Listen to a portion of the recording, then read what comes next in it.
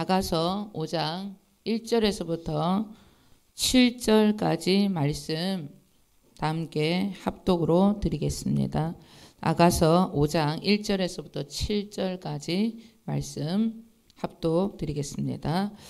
내 누이 내 신부야, 내가 내 동산에 들어와서 나의 모략과 향재료를 거두고 나의 꿀송이와 꿀을 먹고 내 포도주와 내 우유를 마셨으니 나의 친구들아 먹어라. 나의 사랑하는 사람들아 많이 마시라.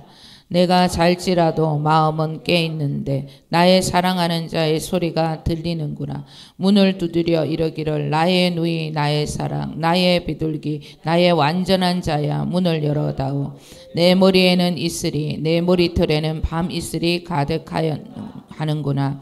내가 옷을 벗었으니 어찌 다시 입겠으며 내가 발을 씻었으니 어찌 다시 더럽히랴마는 내 사랑하는 자가 문틈으로 손을 들이밀매 내 마음이 움직여서 일어나 내 사랑하는 자를 위하여 문을 열 때 모략이 내 손에서 모략의 즙이 내 손가락에서 문빗장에 떨어지는구나.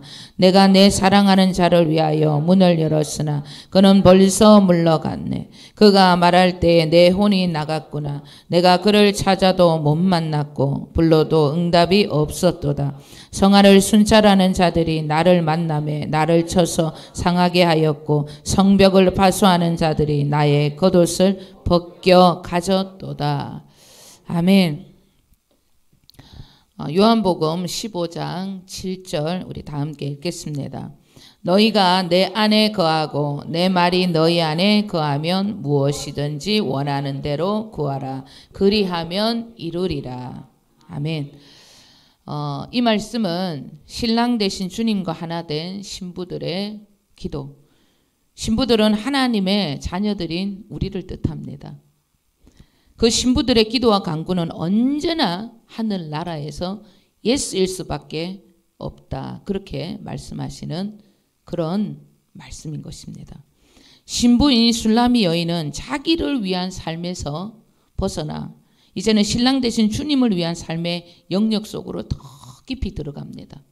그런 신부를 보고 신랑 되신 주님은 기쁨에 겨워서 신분을 극찬합니다. 여러분, 아가스가 조금 애매한 성경인 것 같지만 신랑과 신부의 이 결합된 연합된 노래는 이 신부는 하나님의 자녀들인 우리를 뜻하는 거예요.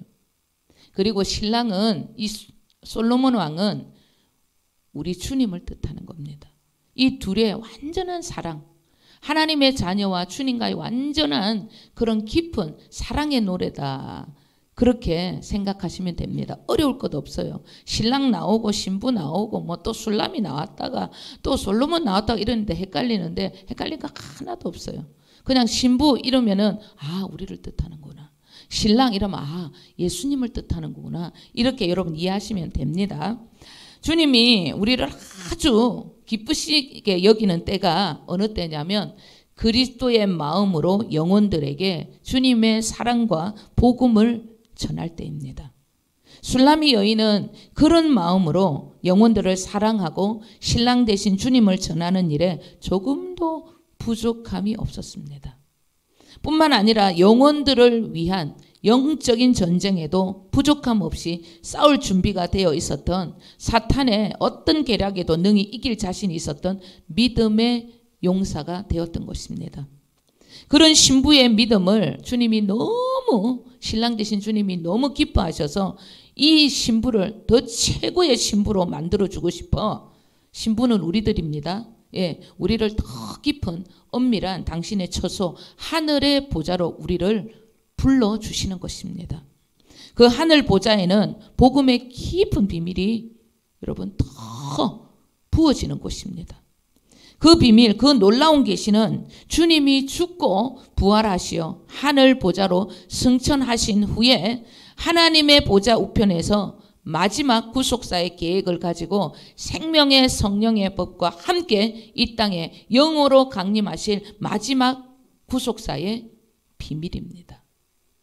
신랑 되신 주님은 신부들에게 이 놀라운 복음의 비밀을 가르쳐 주시고자 레바논에서부터 나와 함께하고 레바논에서부터 나와 함께 가자, 그렇게 말씀을 하셨던 것입니다. 레바논에서 주님과 함께하는 계시, 이 최고의 영적 수준의 이 계시는 주님이 인간과 함께 하시어 그 인간을 통해서 당신의 구속사를 이 땅에서 이루실 것이라는 하나님 아버지의 마지막 구원의 계획입니다. 이 놀라운 구속사, 하나님 아버지의 구원의 계획의 어떠함을 보여주시고자 신랑 되신 주님은 신부들인 우리를 더 높은 차원의 계시의 단계, 레바논의 산으로 우리를 초대해 주시는 것입니다. 우리는 레바논 산 헤르몬 꼭대기에서 이 복음의 비밀을 깨닫고 날마다 승리를 외치는 자들이 되셔야 합니다. 우리 안에 마귀의 일을 멸하신 주님이 계시다는 것을 알고 날마다 그 주님을 바라보면서 당당하게 신부의 요구를 외치는 자들이 되셔야 하는 것입니다. 우리가 수요 예배 때 열왕기하 4장에 나오는 엘리사와 수넴 여인의 말씀으로 은혜를 나눴습니다. 이 여인은 하나님의 자녀된 건세, 신부의 요구를 아주 당당하게 구했던 그런 믿음의 여인이었습니다. 하나님께서 그녀에게 기적적으로 아들을 주셨습니다. 아들을 기적적으로 주셨는데 그 아들이 서너 살이 되기도 전에 그냥 죽고 말았어요. 그런데 수넴 여인은 아들의 죽음에 대해서 죽었는데도 입도 뻥긋하지 않고 남편에게도 말하지 않았습니다. 세상에서는 믿음 없는 그 어떤 소리도 하지 않았던 것입니다. 누가 당신에게 평안하냐? 평안하냐 물으면 예, 아들이 죽었는데도 평안합니다. 그렇게만 답을 하는 것입니다. 그 어떤 말도 하지 않고. 그런데 하나님의 사람, 엘리사 선지자 앞에 나아가서는 당당하게 자녀된 건세, 자기의 주장, 자기의 요구를 외쳐댑니다. 하나님께서 주신 아들이지 않습니까? 그러면 다시 살려주셔야죠. 이렇게 죽는 것은 하나님의 뜻이 아니지 않습니까? 하나님은 왜 주놓고 왜 또 죽게 만듭니까? 그 전부 하나님의 영광을 가리는 일 아닙니까? 살려내십시오. 그게 하나님 뜻 아닙니까? 당당하게 자신의 자녀된 주장을 요구합니다. 그녀는 믿음의 말 외에는 그 어떤 말도 하지 않았습니다. 아들이 죽었습니다. 아들이 죽은 그 어미의 마음은 말은 안 하지만 찢어지듯이 가슴이 아팠을 것입니다. 그러나 하나님의 살아계심을 믿고 보이는 이 세상보다 하나님이 더 크다는 것을 여러분 믿고 말씀을 선포하고 하나님의 영광을 간절하게 구했던 것입니다. 그녀의 간절한 믿음의 강구는 아들의 죽음을 부활의 영광으로 건져 올리는 기적을 일으키고 말았습니다. 열왕기하 4장 32절에서부터 35절은 우리에게 이렇게 말씀하고 있습니다. 읽겠습니다. 엘리사가 집에 들어가 보니 아이가 죽었는데 자기의 침상에 눕혔는지라. 들어가서는 문을 닫으니 두 사람뿐이라. 엘리사가 여호와께 기도하고 아이 위에 올라 엎드려 자기 입을 그의 입어 자기 눈을 그의 눈에 자기 손을 그의 손에 대고 그의 몸에 엎드리니 아이의 살이 차차 따뜻하더라. 엘리사가 내려서 집 안에서 한번 이리저리 다니고 다시 아이 위에 올라 엎드리니 아이가 7번 재채기 하고 눈을 뜨는지라. 아멘. 여러분, 신부의 요구, 하나님 자녀된 그런 건세의 당당함이 어떠한 것인지 우리는 반드시 그 건세를 누리고 그 건세를 당당하게 요구하는 하나님의 자녀가 되어야 한다는 것을 반드시 여러분 기억하셔야 하는 것입니다. 그래서 이런 기적적인 경험 나도 하리라 여러분 갈망하시는 저와 여러분 되실 줄 믿습니다. 예, 오늘 말씀 본문 말씀 1절입니다. 내 누이 다 함께 읽겠습니다. 내 누이 내 신부야 내가 내 동산에 들어와서 나의 모략과 향재료를 거두고 나의 꿀송이와 꿀을 먹고 내 포도주와 내 우유를 마셨으니 나의 친구들아 먹으라 나의 사랑하는 사람들아 많이 마셔라. 아멘. 이 지금 장면은 어느 장면이냐면 솔로몬 왕과 술라미 여인, 신랑과 신부, 즉 주님과 우리의 모습이라는 거예요. 이 신랑과 신부, 솔로몬 왕과 술라미 여인, 이 둘은 사랑의 절정을 이루며 친구들을 불러서 마침내 결혼식을 거행하고 있었던 것입니다. 그 친구들과 기쁨을 함께 나누는 그런 장면입니다. 둘이 완전히 하나가 된 거예요. 이제 부부가 된 것입니다. 하나님의 자녀들인 우리가 그리스도의 신부답게 그리스도 안에서 말씀 안에서 살아가는 영적인 존재, 완전한 믿음의 사람이 되었다는 그런 뜻입니다. 자, 그런데 2절, 3절 우리가 또 함께 읽겠습니다. 내가 잘지라도 마음은 깨었는데 나의 사랑하는 자의 소리가 들리는구나. 문을 두들겨 이르기를 나의 누이, 나의 사랑, 나의 비둘기, 나의 완전한 자야 문을 열어다오. 내 머리에는 이슬이, 내 머리털에는 밤이슬이 가득하였다 하는도다. 내가 옷을 벗었으니 어찌 다시 입겠으며 내 발을 씻었으니 어찌 다시 더럽히랴마는. 아멘. 둘이 하나가 되어서 결혼식까지 거하게 했습니다. 그럼 둘이 함께 자고 함께 일어나는, 함께하는 삶을 살아가야 하는데 이상해요. 잠을 자는 신부에게 신랑이 문을 열어달라고 문을 두드립니다. 신랑이 밤 이슬을 맞을 만큼 밖에 있었어요. 더 이상한 것은 신부가 신랑에게 문을 열어줘야 하는데 빨리 나가봐야 하는데 내가 옷을 다시 입겠느냐, 발을 다시 더럽히겠느냐 그러면서 지체하면서 문을 빨리 안 열어줘요. 둘이 하나 돼갖고 결혼식 했는데 둘이 같이 자고 같이 일어나고 같이 먹고 같은 삶을 살아가야 되는데 결혼하자마자 이상한 일이 벌어지는 거예요. 여러분, 우리가 주님과 하나 된 완전한 성전이, 완전한 교회가 될 때 일어나는 영적인 현상이 나타남을 뜻하는 거예요. 완전한 주님의 신부들의 마음은 늘 깨어 있었습니다. 그래서 자는데 마음은 깨어 있다 이렇게 지금 성경은 얘기하는 거예요. 완전한 주님의 신부들의 마음은 늘 깨어 있어요. 그런데 또 더한 것은 주님은요, 저 신랑은 주님 자기 문을 열어주지 않는 신부에게 완전한 자야 또 이렇게 얘기합니다.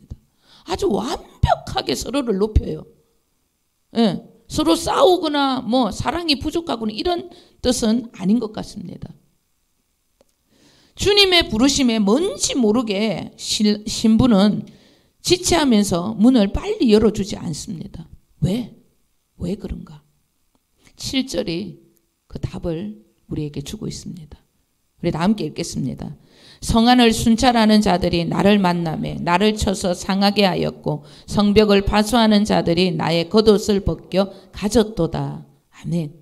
주님과 하나 된 신부들, 믿음에 있어서 완전한 자들, 그들이 지금까지 보아왔던 하나님의 일꾼들, 하나님의 사람들, 사역자들, 그리고 자기 위에 있었던 건의자들, 그 사역자들의 모습을 보면서 그들의 실수와 실패를 보며 마음이 상했고 그들의 타락을 보면서 자신의 부르심에 너무 조심해야 하는 모습을 보고 신랑 되신 주님이 더 부르심의 문을 담대하게 활짝 열어야 한다고 마음의 문을 두드리는 그런 표현의 말씀인 것입니다.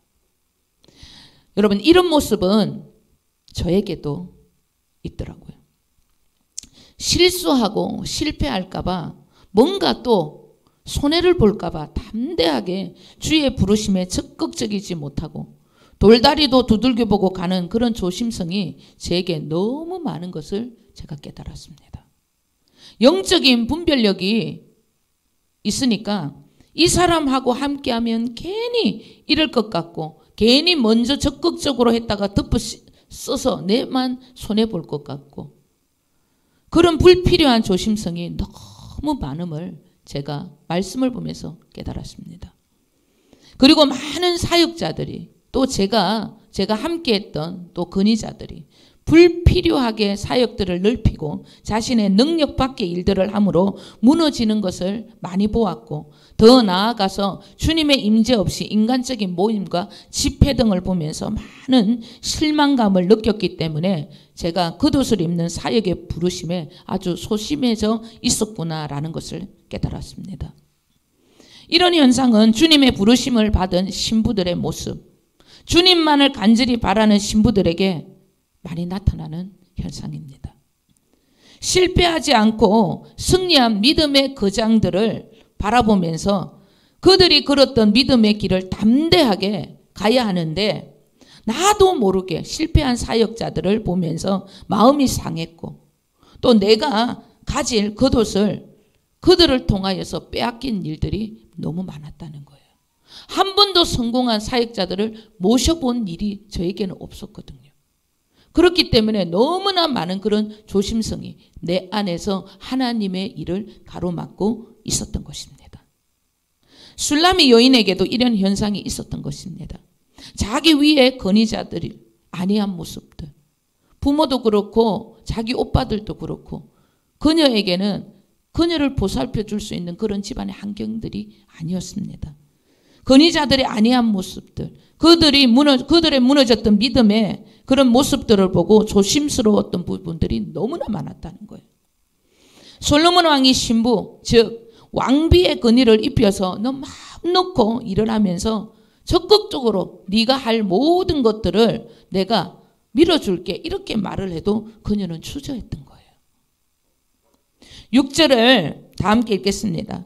내가 내 사랑하는 자를 위하여 문을 열었으나 그는 벌써 물러갔네. 그가 말할 때에 내 혼이 나갔구나. 내가 그를 찾아도 못 만났고 불러도 응답이 없었도다. 아멘. 술라미 여인이 신랑을 놓칠까 봐, 사역에 실패할까 봐 너무 조심스러워하고 왕비된 자신의 위치를 너무 모르고 소심하게 움직이니까 신랑 되신 주님이 또 그녀를 일으키기 위해서 잠시 물러가서 자신을 또 간절히 찾도록 또 자신을 숨긴 것입니다. 창세기 2장 19절 우리 다 함께 읽겠습니다. 여호와 하나님이 흙으로 각종 들짐승과 공중의 각종 새를 지으시고 아담이 무엇이라고 부르나 보시려고 그것들을 그에게로 이끌어 가시니 아담이 각 생물을 부르는 것이 곧 그 이름이 되었더라. 아멘. 우리 주님은 완전한 신부가 된 우리가 당신의 일을 어떻게 이루어 갈까 하는 기대를 굉장히 많이 하시는 분입니다. 저 완전한 나의 신부, 내 자녀들이 어떻게 내 일을 이루어 갈까, 그런 기대감이 너무나 큰 분이 주님이세요. 그래서 우리 앞으로 당신의 일을 많이 이끌어 오십니다. 주님께서 아담이 당신의 생각과 계획대로 짐승과 새들의 이름을 기가 막히게 짓는 것을 보고 어떠했겠냐는 거예요. 여러분, 들짐승과 각종 새들의 이름은 하나님이 지으신 것이 아니에요. 하나님의 사랑, 하나님의 마음, 그 마음을 가졌던 아담이 그 이름을 지었던 겁니다. 그가 이름을 짓는 것을 보고 하나님이 얼마나 기뻐했겠어요. 하나님은 당신의 자녀들에게 이런 놀라운 권위를 주고 싶어 하는 것을 반드시 우리는 기억하셔야 합니다. 아담이 덩치가 큰 짐승을 보면서 코끼리를 만약에 하나님이 코끼리 이름 지어라 이렇게 하나님이 이야기를 했어요. 그런데 그 큰 들짐승을 보면서 맨날 며칠을 고민하고 뭐 이름을 한 10가지, 20가지를 가지고 와서 주님이 골라주시옵소서. 제가 실수할까 봐, 주님의 마음에 안 드는 이름을 지을까 봐 주님 도와주시옵소서. 주님 이러면서 이랬다 저랬다 고르지 못하고 그렇게 주님 앞에 주님이 지어달라고 막 10가지, 20가지 이름 가져와가지고 고민하면서 저 못하겠어요. 만약에 그랬다. 주님은 아마 실망했을 거예요. 네가 나와 그렇게 하나 되어서 네 말이 내 말이고 내 말이 네 말인데 이거 하나 제대로 이름을 못 짓냐. 주님이 아마 안타까워했을 거예요. 주님은 아담을 책망할 것입니다. 왜 이렇게 담대하지 못하냐. 그렇게 말씀하셨을 것입니다. 여러분, 주님의 마음을 가진 자, 그리스도의 심장을 가진 자는요, 주님이 말씀하셨잖아요. 무엇이든지 원하는 대로 구하라. 내가 시행하리라. 내가 네 안에 거하고 내 말이 너희 안에 거하며 무엇이든지 원하는 대로 구하라 하고 그렇게 말씀하신 거예요.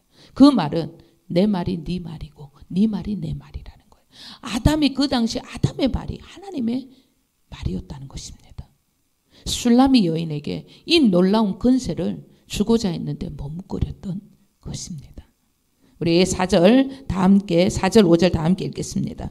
내 사랑하는 자가 문틈으로 손을 들이밀매 내 마음이 움직여서 일어나 내 사랑하는 자를 위하여 문을 열 때 모략이 내 손에서 모략의 즙이 내 손가락에서 문빗장에서 떨어지는구나. 아멘. 중심을 주님께 두고 주님만을 위해 살고자 하는 자들은 어떤 일이 있어도 주님의 일에 겁낼 필요가 없습니다. 왜? 나의 하는 일에 중심을 보시는 주님이 언제나 나를 도와주시기 때문입니다. 문을 열고자 하는 나를 위해 주님의 부르심에 합당한 자로 더 적극적으로 나아가고자 하는 나를 위해 주님은 언제나 함께 해주시기 때문에 우리는 어떤 일이 있었어도 두려워할 필요가 없습니다. 이사야 30장 21절 다 함께 읽겠습니다. 너희가 오른쪽으로 치우치든지 왼쪽으로 치우치든지 내 뒤에서 말소리가 내 귀에 들려 이르기를 이것이 바른 길이니 너희는 이리로 가라 할 것이며. 아멘. 이사야 선지자를 통하여서 우리 주님은 당신의 자녀들에게 이런 약속을 하셨습니다.